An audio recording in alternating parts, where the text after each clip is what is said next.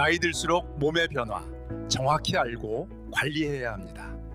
시니어 행복생활 TV가 함께하겠습니다. 요즘 이런 경험 있으셨을 겁니다. 아침에 소변을 봤는데 거품이 좀처럼 가라앉지 않고 유난히 오래 남아있는 날, 평소보다 신발이 꽉 끼고 양말 자국이 깊게 패여 남는 날, 아무 일도 안 했는데 아침부터 몸이 무거운 날, 이 세 가지 중 하나라도 마음에 걸리면 지금부터 들으실 내용이 꼭 필요합니다. 나이가 들어서 생기는 흔한 변화라고 생각하기 쉬운데요. 이런 신호들은 대부분 몸속 신장이 조용히 도움을 요청할 때 가장 먼저 나타납니다. 무엇보다 신장은 아파도 말을 하지 않습니다. 그래서 어르신들이 가장 늦게 알아채는 장기입니다. 다른 곳은 조금만 이상해도 티가 나는데 신장은 조용히 힘이 빠져도 겉으론 아무렇지 않은 척합니다. 딱 그게 무서운 부분입니다. 그래서 오늘 내용은 혹시라도 놓치고 있는 몸의 작은 변화를 처음부터 알아차릴 수 있도록 준비했습니다. 이런 정보는 한번 듣고 지나가면 금방 잊어버리니까요. 아침에 틀어놓고 산책할 때도 틀어놓고 잠들기 전에도 조용히 반복해서 들으시면 몸 변화를 훨씬 더 잘 캐치할 수 있습니다. 이제 하나씩 점검해 볼게요. 먼저 소변 거품입니다. 물이 튀어서 생기는 거품은 금방 사라집니다. 하지만 신장이 지칠 때 생기는 거품은 5분, 10분이 지나도 좀처럼 가라앉지 않습니다. 몸에서 빠지면 안 되는 것들이 빠져나갈 때 이런 현상이 자주 나타납니다. 두 번째는 붓기입니다. 아침인데 발등이 부풀어 보이거나 오후가 되면 발목이 묵직해지는 느낌, 발등을 손가락으로 3초 눌러보면 자국이 바로 돌아오지 않고 천천히 올라오는 경우가 있습니다. 이건 몸속 물이 빠져나가지 못하고 자꾸 그대로 머물고 있다는 신호입니다. 세 번째는 오후 피로입니다. 아침엔 멀쩡했는데 점심쯤 되면 몸이 푹 가라앉고 눈꺼풀이 무거워지는 날이 반복되면 신장이 노폐물을 제때 걸러내지 못해 몸속에 남아있기 때문인 경우가 많습니다. 여기서 잠깐 하나만 생각해 보세요. 요즘 나는 거품, 붓기, 오후 피로 중 어떤 게 제일 자주 나타날까? 이 질문 하나만 해도 몸의 경고 신호를 훨씬 빨리 잡아낼 수 있습니다. 많은 어르신들이 신장은 한번 나빠지면 회복이 어렵다고 알고 계십니다. 그런데 생활을 조금만 바꾸면 붓기가 줄고 거품이 줄고 몸이 훨씬 가벼워지는 모습을 정말 많이 봐왔습니다. 신장은 조용히 지치지만 조용히 회복도 할 수 있는 장기입니다. 그래서 지금 말씀드린 세 가지 신호는 무시하지 않으면 늦지 않습니다. 아침 첫 소변의 거품, 발등 자국의 회복 속도, 오후 피로의 강도. 이 세 가지만 정확히 알고 있으면 신장이 보내는 작은 신호를 남들보다 훨씬 빨리 알아차릴 수 있습니다.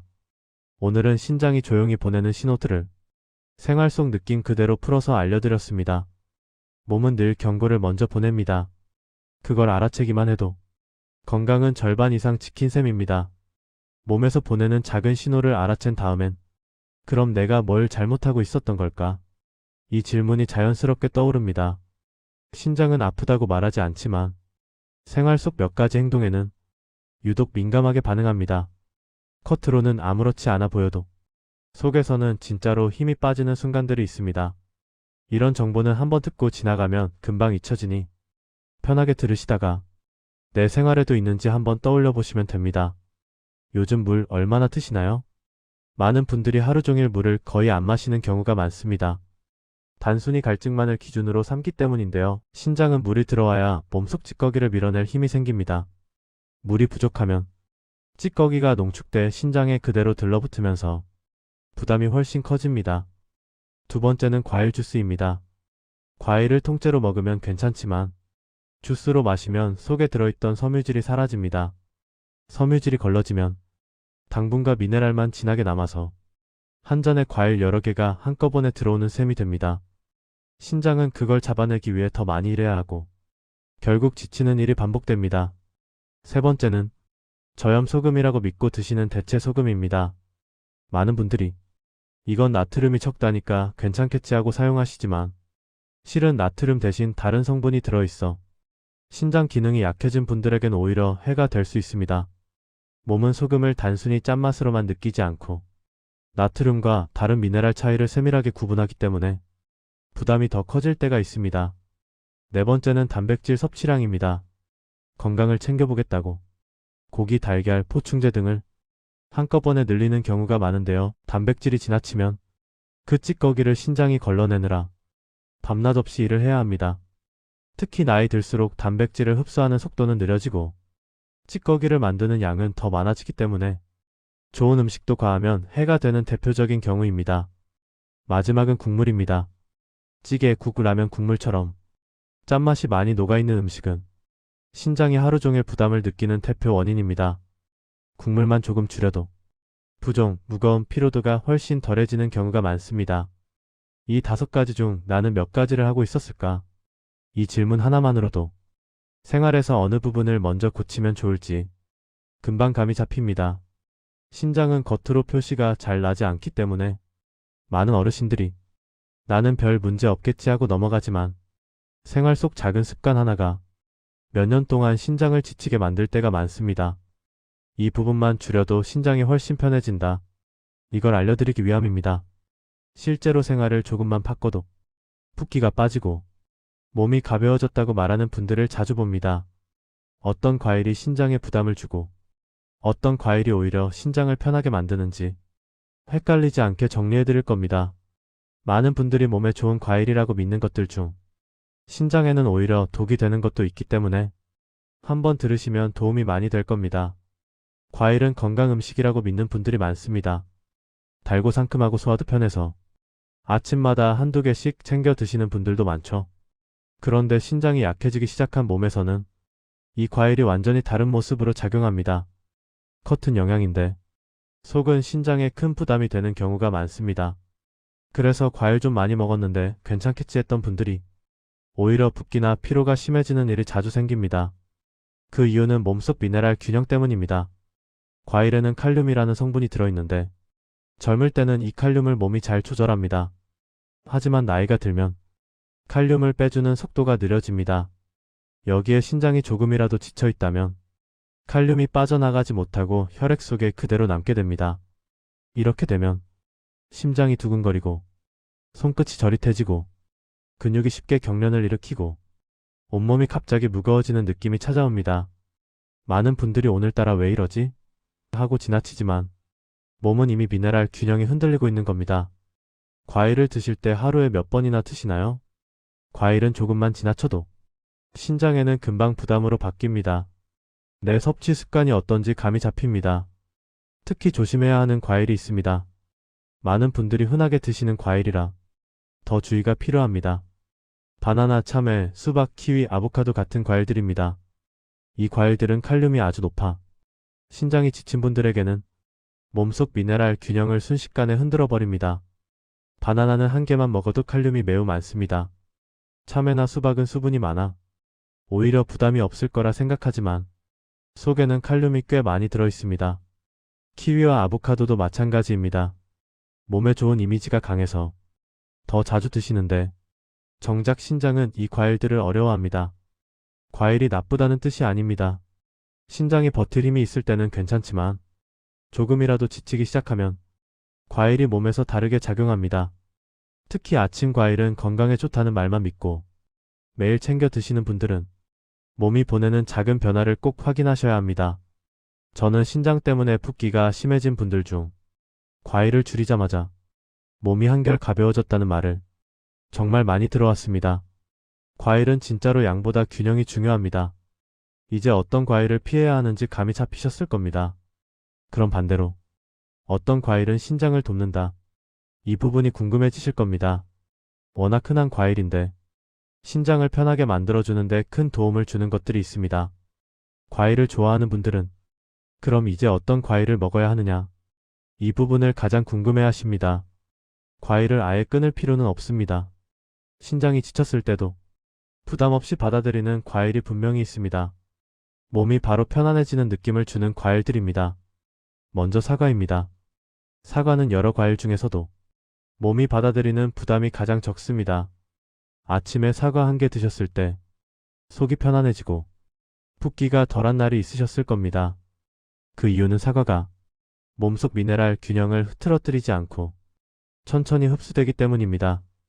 또 사과 껍질에 들어있는 성분이 몸의 피로 물질을 붙잡아 끌고 나가 주기 때문에 붓는 날이 확 줄었다는 분들이 많습니다.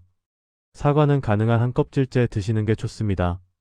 껍질 속에 몸을 편하게 해주는 힘이 더 많이 들어있기 때문입니다.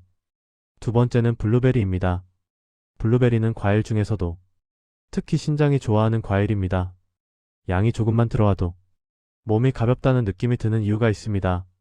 블루베리는 수분과 미네랄 균형이 편안하고 몸속에서 금방 흡수되지 않기 때문에 신장이 무리하지 않아도 됩니다. 또 입안에 넣었을 때 부드럽게 퍼지는 맛이 있죠. 이 느낌 자체가 몸에서 천천히 받아들이고 있다는 뜻입니다. 블루베리는 많이 먹을 필요도 없습니다. 하루에 작은 한 줌이면 충분합니다. 먹을 때도 별다른 준비 없이 그냥 씻어서 드시면 됩니다. 냉동 블루베리도 괜찮습니다. 신장 부담은 거의 비슷합니다. 세 번째는 딸기입니다. 딸기는 과일 중에서도 칼륨 양이 상대적으로 낮고 몸에서 가볍게 처리되기 때문에 신장이 편안하게 받아들입니다. 딸기를 드신 날 유난히 소변이 잘 나오는 분들이 있습니다. 이건 몸속순환이 조금 더 원활해졌다는 신호입니다. 딸기는 달지만 몸에서 흡수되는 속도가 빠르지 않아 신장이 깜짝 놀라지 않습니다. 그래서 많은 어르신들이 딸기만 먹어도 속이 편해졌다고 말씀하시곤 합니다. 딸기는 하루에 5개에서 8개 정도면 충분합니다. 과하게 먹을 필요도 없고 너무 많이 먹어도 좋지 않습니다. 이 정도 양은 신장이 가볍게 받아들이는 양입니다. 이 세 가지 과일에 공통점이 있습니다. 먹고 나면 속이 편안해지고 몸이 무거운 느낌이 덜해진다는 점입니다. 신장이 지치면 몸은 작은 변화에도 금방 반응합니다. 그래서 이런 가벼운 과일이 회복에 큰 도움을 줍니다. 여기서 하나만 생각해 보세요. 과일을 먹고 나서 몸이 편했나 아니면 더 무거웠나? 정답은 내 몸이 이미 알고 있습니다. 몸이 가벼운 쪽이 신장이 다루기 편한 과일입니다. 이제 어떤 과일이 부담을 줄이고 어떤 과일이 신장을 쉬게 해주는지 감이 조금 잡히셨을 겁니다. 그 다음엔 과일뿐 아니라 하루 생활 속에서 신장을 천천히 회복시키는 방법들이 있습니다. 특별한 운동도 필요 없고 비싼 음식도 필요 없으며 집에서 누구나 바로 할 수 있는 것들입니다. 과일만 바꿔도 몸의 반응이 달라지지만 생활 속 작은 습관까지 함께 잡아주면 회복 속도가 훨씬 빨라집니다. 특히 신장은 강한 자극보다는 짧고 가벼운 행동을 꾸준히 했을 때 가장 편안해합니다. 그래서 오늘은 아침부터 잠들기 전까지 신장이 부담 없이 쉴 수 있도록 도와주는 하루 3분 루틴을 알려드리려고 합니다. 따로 시간을 내지 않아도 생활 속에서 자연스럽게 이어지는 동작들입니다. 먼저 아침입니다. 아침에는 몸속 수분이 가장 부족한 시간입니다. 신장은 밤새 일하면서 찌꺼기를 모아두는 역할을 하기 때문에 아침에 물 한 컵이 들어오면 그 찌꺼기를 한 번에 밀어낼 힘이 생깁니다. 찬물보다는 미지근한 물을 천천히 넘기듯 마셔주시면 됩니다. 이때 몸이 부드럽게 깨어나는 느낌이 들면 신장이 편안하게 받아들이고 있다는 뜻입니다. 다음은 점심 전후 시간입니다. 이때 몸은 한 차례 피로가 몰려옵니다. 특히 신장이 지쳐있는 분들은 점심만 먹고 나면 몸이 무겁고 눈꺼풀이 내려앉는 느낌을 자주 느낍니다. 이때 허리를 곧게 펴고 천천히 3번 깊게 들이마시고 내쉬어 보세요.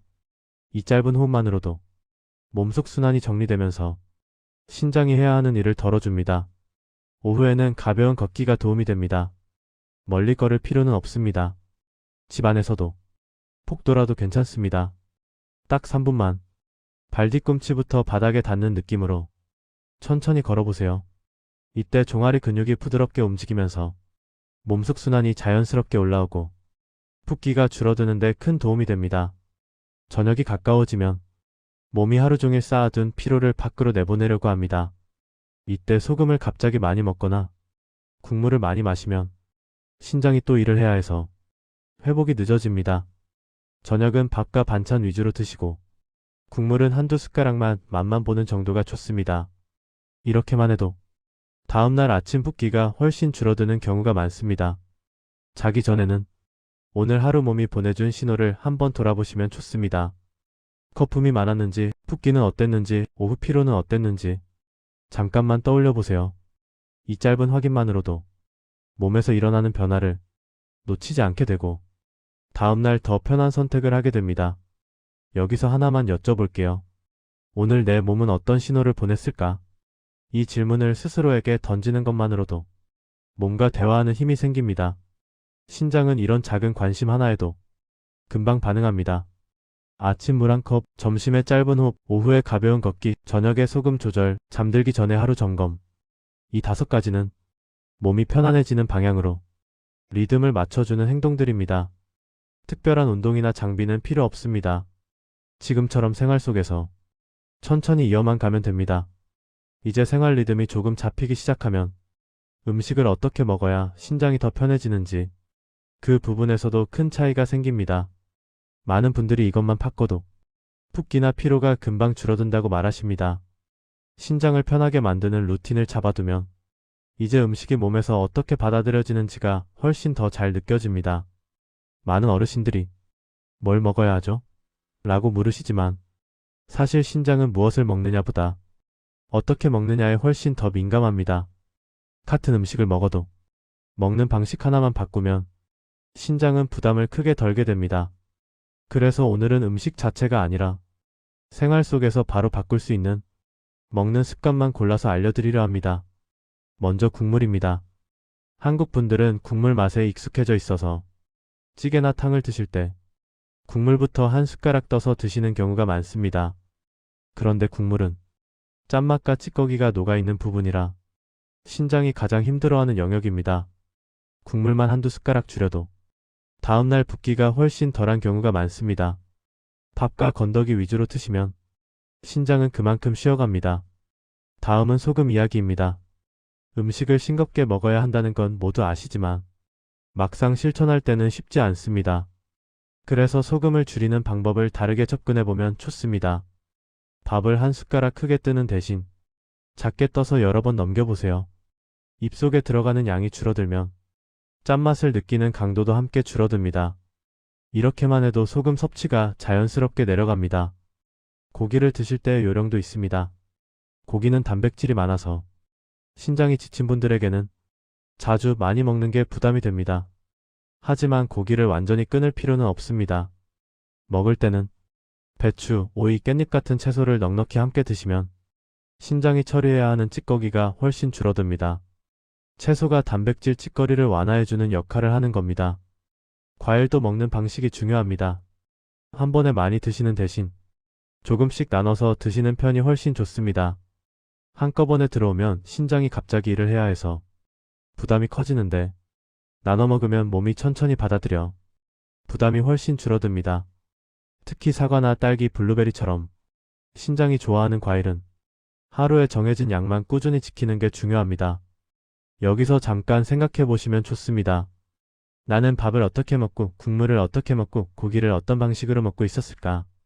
이 질문을 떠올리면 내 식습관의 흐름이 눈에 보이기 시작합니다. 신장은 조용하지만 음식의 흐름에 아주 민감하게 반응합니다. 이제 조리 습관을 조금만 바꿔보면 몸이 훨씬 가볍게 느껴지는 날이 많아질 겁니다. 예를 들어 나물을 무칠 때 소금을 줄이고 참기름 향만 살짝 더해도 맛은 살아있고 신장은 편합니다. 고기를 구울 때도 기름기를 조금만 덜어내면 먹었을 때 느끼함이 줄고 몸의 피로감도 확 줄어듭니다.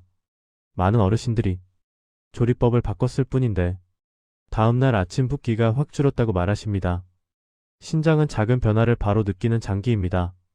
과하게 바꿀 필요 없이 조금씩만 달라져도 몸은 아주 빠르게 반응합니다.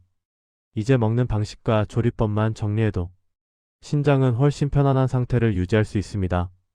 이 다음에서는 몸이 보내는 위험 신호가 어느 정도인지, 병원에서는 무엇을 확인해야 하는지, 어떤 검사가 정말 중요한지 이 부분을 쉽게 풀어서 알려드릴 겁니다. 생활을 조금씩 바꾸면 몸이 훨씬 편안해지는 걸 직접 느끼게 됩니다. 하지만 그럼에도 불구하고 이 정도면 병원에서 한 번은 확인해야 한다. 이런 단계가 따로 있습니다. 신장은 조용히 버티는 시간이 길기 때문에 몸이 보내는 경계 신호를 놓치지 않는 게 무엇보다 중요합니다. 먼저 소변색의 변화입니다. 아침 첫 소변이 지나치게 진해 보이거나 향이 평소보다 강하게 느껴진다면 몸속 물이 부족하거나 노폐물이 많이 쌓여 있다는 뜻일 때가 많습니다. 특히 색이 짙은 노란빛을 넘어 갈색처럼 보이는 날이 반복되면 이건 몸이 조금 더 강하게 신호를 보내는 것입니다. 다음은 붓기입니다. 아침에 일어나서 얼굴이 평소보다 더 부어 보이고 발이나 손등이 오래도록 빵빵하게 느껴진다면 순환이 답답해진 상태입니다. 특히 오후가 되면 더 심해지고 집에 와서 신발을 벗을 때 발등이 눌린 자국처럼 남아있는 경우라면 신장이 힘들어하고 있는 모습일 가능성이 큽니다. 또 하나 중요한 신호는 숨가쁨입니다. 신장 기능이 떨어지면 몸에서 필요한 조절이 잘 되지 않아 숨이 약간만 차도 금방 피곤해지는 일이 생깁니다. 갑자기 계단 몇 칸만 올라가도 숨이 쉽게 차오르거나 누웠을 때 숨이 답답한 날이 이어지면 몸에서 한 단계 깊은 신호를 보내고 있는 것입니다. 여기서 잠깐 하나 생각해 보세요. 이 세 가지 중 나는 어떤 변화를 자주 느끼고 있었을까? 이 질문 하나로 병원에 가야 할 기준이 훨씬 분명해집니다. 신장은 조용히 변하는 장기이기 때문에 정확한 상태를 확인하려면 혈액과 소변 검사가 꼭 필요합니다. 검사라고 해서 복잡한 건 아닙니다.